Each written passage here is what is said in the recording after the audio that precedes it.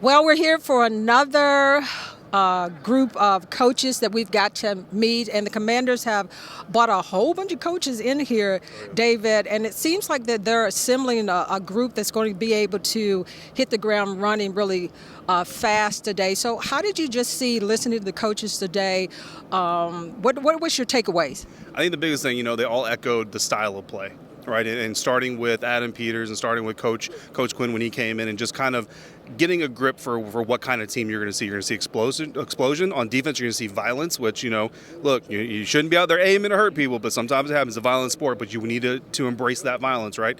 And I think that the thing I really like is this is the kind of time of the season where we get a lot of buzzwords, right? And these coaches know, especially the ones who've been in the business for a while, like Ken Norton Jr., he kind of knows, like, we love those buzzwords, and we love those, we're going to kick the Cowboys' butts and all that stuff. But really what they're being with us is real.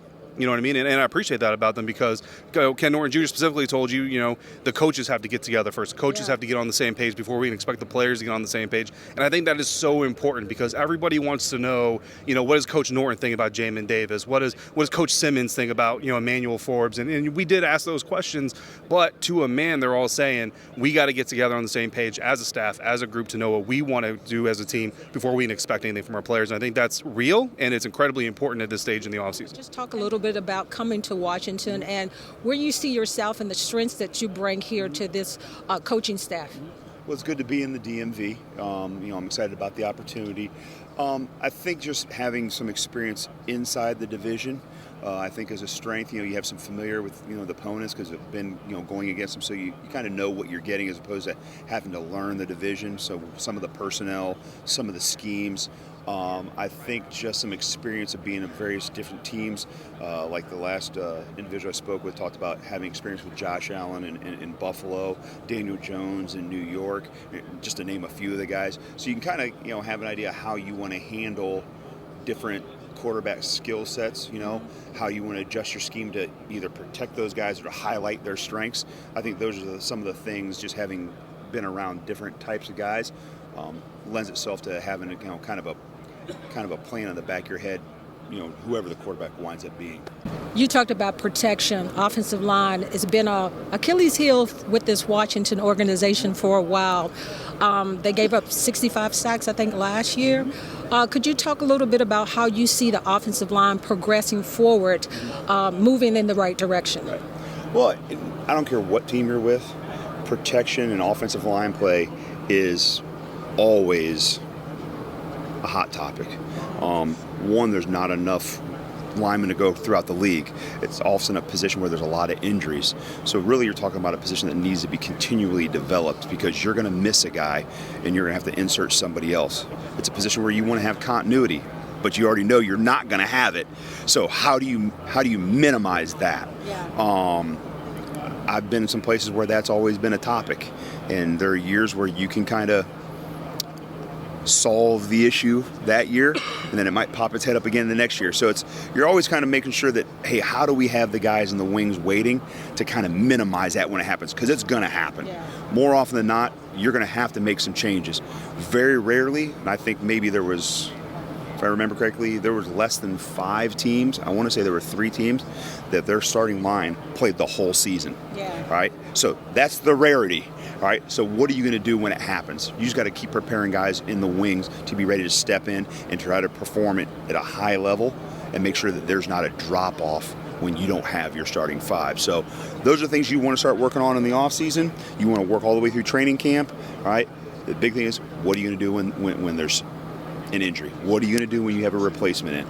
And make sure that you're developing guys that the drop-off isn't very significant. When you look at the outlook, because they're still getting to know each other as coaches, and a lot of them have coached together before, but when you think about how they're going in with looking at the players and getting to know them as people first before they know them as players, because nobody cares about what you've coached, nobody cares about if you played or anything. It's about how are you going to coach these guys up to move them forward. Yeah, well, who you are as a person bleeds into who you are as a player. Like, that comes first. We talk about chicken or the egg comes first. It's the person before the player. And, Bruce Arians used to always say, and I thought this was a great quote from him, even going back to his days before he was leading the Buccaneers and all this stuff. He said, it's about the Jimmies and Joes, not the X's and O's. So, sitting down with these guys and really getting to know what makes them tick. What's their motivation? Look, the truth of the matter is, Donna, you know this, some of these players don't love football. They love money. They love stature. They love the lifestyle. They love, they love all those things. And if that's what makes a player tick and he's still going to be on your team, you got to find a way to tap into that. Hey, man, you want that bonus money? You got to run this route more crisp. Hey, man, you want that new contract? You got to go make this tackle. We were talking to Coach Bobby Johnson about offensive line guys and how they really work, 5 individual guys working as one. But at the end of the day, each of those individual guys, whether it be, from a money standpoint or a security or a family or whatever it is, whatever motivation is, they're all here aiming to get that next contract, right? Yeah. And you're going to get that next contract by yourself. Like Sam Cosmi and Andrew Wiley aren't going to go sign a tandem deal, right? Sam Cosmi is going to get his own deal. Andrew Wiley is going to get his own deal. So tapping into how to motivate the individual person to make the unit better, it's just really big key. And then these guys understand, these coaches understanding that we have to be able to tap into that, goes in that servant leadership atmosphere that Dan Quinn is bringing in, that Adam Peters is bringing in. And again, it sounds great in speak, right? And I know there were a lot of questions about Bobby Johnson coming in here from the Giants, but even he, his words sound really good. The question now is are those words going to turn into action and appropriate action? That's what we still have to see. But from what we can gather right now, just from talking to these guys, they're all on the same page as far as what needs to happen next and how to. In the past, all I care about is what you do in the future. Here's what we're looking for. Here's a standard we're looking to set. Are you going to climb to that standard? If you are, great, you're going to find a role. If you're not, somebody else is going to have that role. And you'll be surprised. Most guys go, that's all I want. I want a clear expectation so I know what I'm working toward.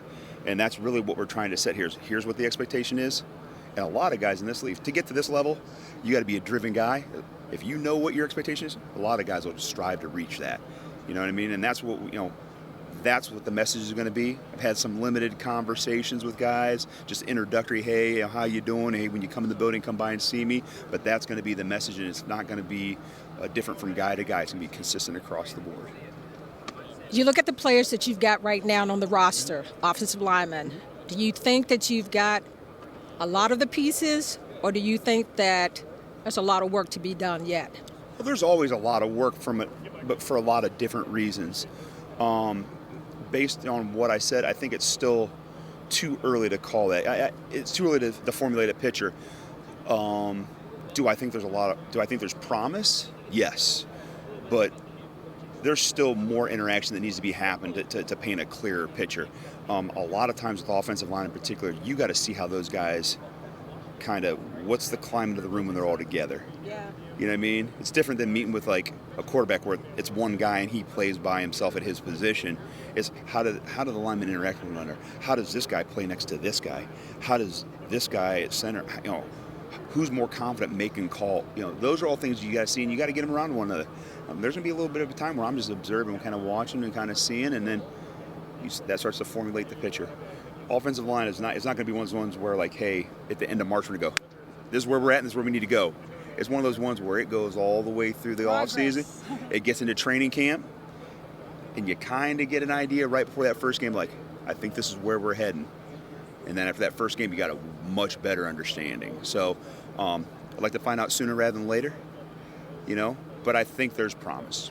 Basically, offensive line, because that's an area that this Commanders team has struggled for years. I went to the running back coach as far as Coach Lynn to kind of like get his vision on them, and then Daryl Tapp, who was here in 2013, because he's going to be coaching the defensive line. Yep. And, I went to certain coaches because I wanted to get their outlook, and you talked about Bobby Johnson about the offensive line. Yep. And, when you look at him with the Giants, and the Giants gave up a lot of sacks also, the Commanders 65. But when you listen to what he had to say as far as the type of players, how they want to build this offensive line and all the pieces that goes in, you still like what he had to say. And like you said, it doesn't matter about what they say right now, but it materialized in moving on to really action. Well, I think you have to like about what Coach Johnson is saying, and even what Coach Tapp had to say too. They were kind of both on the same page, where Coach Tapp said specifically, like, who I was as a player is not who I am as a coach, and like he's learned so much as being a coach in this game. And he even mentioned he's seen other players come out and they're like, well, I played the game, so let me go coach the game. It seems like a logical connection, but just because you played it doesn't mean you necessarily know it from that intellectual teaching standpoint all the time. It's why people like you and me can disagree with Chris Sims, even though Chris Sims is an NFL quarterback. We might disagree on what he says about quarterbacking, because just because you play it doesn't necessarily mean from an intellectual, external standpoint you necessarily know it. And that's not a shot at Chris Sims specifically, just an example. But Bobby Johnson also kind of mentioned the same thing, right? He's had an extensive coaching career, but everywhere he goes, he tries to bring in something new. He tries to learn something new from his guys, from his experience, from his stops. So those who are concerned about what happened to the New York Giants. That's a 2-year snippet of Coach Johnson's career, and it's not a great one. You know what I mean? And I'm sure that he would understand that too. But he does have other stops and other places to learn. And now he's surrounded by a run game coordinator in Anthony Lynn, who's got his own experiences, and an offensive coordinator in Cliff Kingsbury with his own experiences, Sam Cosmi, who has his own experiences, and whatever free agent they bring in, right? There's going to be a lot of people with brain power working about this thing. This isn't going to be a Bobby Johnson alone or Daryl Tapp alone offensive, defensive line operation, because both of these guys understand that what I've done in the past doesn't impact what I do now. What I do now impacts how we move forward. And he's got a solid coaching group around him to help him along the way too. But I kind of pressed him, and David, my trusty assistant today, teamwork is dream work, as David said. But I pressed him on the fact that did they have the pieces in place, offensive line wise, to move this forward. He didn't pretty much say yes or no, but you can kind of like read in between the lines that it's some work to be done. Yeah, he gave the coach answer, you know what I mean? He's not going to come out and say, like, oh, we're going to get rid of that guy, we're going to get rid of that guy. But there are some expectations that there are going to be people that are changed from this offensive line. The same 5 guys you saw finishing last season, even starting last season, are not going to be the same 5 guys here. And Bobby Johnson, the offensive line coach, he understands that. He talked about a little bit of how to get these guys on the same page and the urgency. That's something that I really wanted to talk to him about, which you asked him before I needed to, was how quickly it is important to get these guys in sync and get them cohesive. Because I know last year with the Giants, that was something they had a little bit of a struggle with, is putting their starting 5 together in time to really get them a lot of reps together. So Coach Johnson obviously understands that is a necessary thing to do as quickly as possible. Again, it's just getting the right 5 guys, and it's more important to say we have the right 5 guys, I think, than saying, well, let's just get a starting 5. Yeah. So if it takes you the final week of preseason to get the right 5, you got to unfortunately do it. But hopefully, given those lessons learned and some of the veterans that are here and some of the other minds, hopefully they can get their starting 5 together and start getting them some consistent reps. Yeah, Coach Johnson was talking about hoping that it won't take all season or a long time in moving this forward. But we started off with Jason Simmons, talking to him a little bit about coming here and how he sees this playing out and his outlook, with his role on this team. And we are trying to renew it, but the first thing is we're trying to build continuity with the coaches, so then now that can feed into the players, and we just have a cohesive unit that's ready to go. Do you feel that you have like the main pieces moving forward in the secondary? We definitely have talent.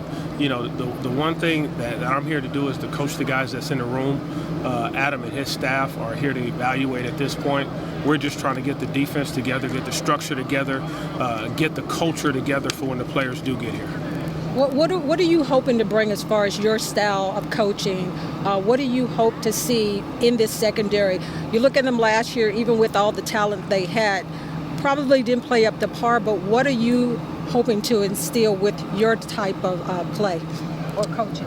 Well, what I see is, though, I don't speak of it necessarily as a secondary. I see it as a defense as a whole. What Joe Witt is trying to bring to the table is a relentless play style, that guys that hunt the football and attack the football. That's what we're looking to breed into this team first. Do you like that aggressive style of play and everything as far as it speaks to this defense power? Absolutely. I mean, that's what he brings. Whenever that's iterated from the top, we're going to reiterate that message to the players as assistant coaches. And that's a fun style of football. Guys enjoy playing that style of football. It's infectious, and it's just fun to go out and play and be able to go compete. What kind of players do you look for on defense? What is your type of player? Guys that hunt the football and attack the football. Yeah, I think Coach Simmons is a really interesting person because he comes from an organization like you mentioned. A lot of these coaches have worked together in certain spots, and he worked with Coach Witt in Green Bay. But like between Green Bay and Washington, Coach Witt, he went to Cleveland as well. He also obviously went to Dallas and Atlanta. So the Coach Witt in Green Bay is not the same Coach Witt that's here in Washington. So Coach Simmons, he also went some different avenues and went to different teams. So again, just kind of blending all of those styles. So we may know each other, but what we know from each other from when we worked together for what we are now could be completely different. And I think that what you have to like about the systems that Coach Simmons has come from is, again, aggression, ball hawking, going after the football, and that's something that he emphasized as well. He didn't say something that we haven't seen. Yeah, he didn't. He didn't say the ball is life the way that Coach Witt did, but he did say, I want guys who are going to go after the ball, not just in the secondary, right? So people think, passing game coordinator on the defense, you just think secondary, but passing game coordinator on the defense is about the pass rush. It's about the intermediate defense. It's about the pursuit. It's about the closing. It's about stripping. It's about picking. And, of course, it is about the secondary. So Coach Simmons understands all that, and he comes from an aggressive background. So I expect a lot of aggression. And you know what? Look, if you lose 12 games playing aggressive football, it's more entertaining than losing 14 playing soft football. You know what I'm saying? So I think that we can appreciate that. Yeah, I'll take that. But it's funny, when we talk to all the defensive coaches and we listen to them, talking to Coach Simmons, talking to Coach Norton, and all of those guys on the defensive side of the ball, the key thing that they said is that not just looking at their positions of their coaching and everything, but they gave great accolades to Dan Quinn and what kind of style of play that he has on that defensive side, and just him as a person, as a coach. Yeah. So you got a good feeling as far as what these coaches are saying about Dan Quinn and his leadership. Yeah, there's a lot of questions right now about, are there too many cooks in the kitchen, right? There's a lot of coaches on this staff, and there are. Like, we were just out here talking to them for about an hour and a half. There are a lot of coaches out here. But, again, like you just said, like every single one of them, it's, at the end of the day, here's what my style of coaching is, here's what my style of player is going to be, and it's going to be based on what Coach Quinn's message is for the week, for the season, all those things. So as long as they're all, marching to the beat of one person instead of, 20 different coaches doing their own thing, then you should be okay. And, again, that's the challenge to Coach Quinn now. You bring in this, all-star cast of coaches, which is great, but can you get them all marching in the same beat? And right now they are, because everyone unprompted. There's, we ask them a question about the kind of player they want, and they say, well, here's what I want, A, B, C, and D, but also based on what Coach Quinn wants. So right now they're all in step. Again, we'll have to see if that remains into the offseason. One thing, David, that we know for sure is that these players that's on the roster right now, it ain't going to be no playing around. They better come with the realness. They better not come crying about whatever. They better come expecting to move forward, or else they won't be here. That's the takeaway that I'm looking at these coaches is these players have to want to be here, and they've got to be able to bring their A-plus game. Yeah, as the kids say these days, they're standing on business, and this coaching staff is standing on business. It's going to be violent, it's going to be explosive, and it's going to be all about effort. So you better be ready to do it. All that crying that you did last year about Eric Bieniemy working you hard, you better get ready to work again. Absolutely. So David, in finishing up, do you walk away feeling good now that we've met all the coaches and everything that's going to be on the staff, for the main positions and everything? Do you walk away feeling good about what's in place, more so than you did definitely from last year? But do you have a feeling, we know that, it doesn't matter until you get on the field and you start playing, but do you walk away feeling better, more confidence that this team is moving in the right direction? Yeah, I think so. I think you really have to like what you're seeing put together from the new faces that have been brought in, and even some of the ones that are stayed over. Coach Pritchard staying back, Coach Ingram. I got to catch up with him a little bit. You like the coaches that have been held over, and you also like the new additions and what they're going to do to work together. And so you have a nice mix of knowledge. These guys know key elements of this organization, but then you have the new flavor to kind of bring a new dimension to it. And you really do get the vibe that it's a holistic approach. It's not just every position group for themselves. Everybody's going to be lockstep in the same direction, and so you like what you see in the coaching staff. Again, right now it's really just all on paper, and none of that is going to win games, so we got to see what it turns into. But as late February goes, you couldn't be any happier.